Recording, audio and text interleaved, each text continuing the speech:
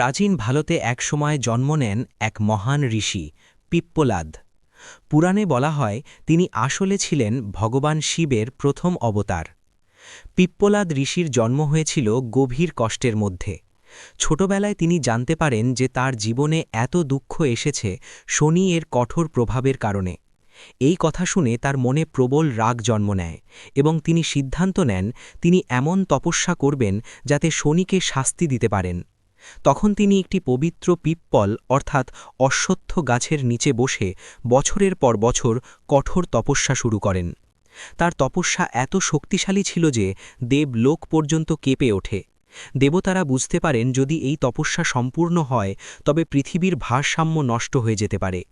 অবশেষে ভগবান শিব তার সামনে প্রকাশিত হন এবং বলেন, হে পিপ্পলাদ, ক্রোধ নয়, জ্ঞানই মানুষের সত্যিকারের শক্তি। শিবের উপদেশ শুনে পিপ্পলাদ তার রাগ ত্যাগ করেন। তারপর তিনি মানুষকে শিক্ষা দিতে শুরু করেন কিভাবে সৎ কাজ, ধ্যান ও ভক্তির মাধ্যমে শনির দোষ থেকেও মুক্তি পাওয়া যায়। সেই থেকেই পিপ্পলাদ ঋষি হয়ে ওঠেন জ্ঞান ও ধৈর্যের প্রতীক। তাই বলা হয়, ক্রোধ মানুষকে অন্ধ করে, কিন্তু জ্ঞান মানুষকে মুক্তির পথ দেখায়।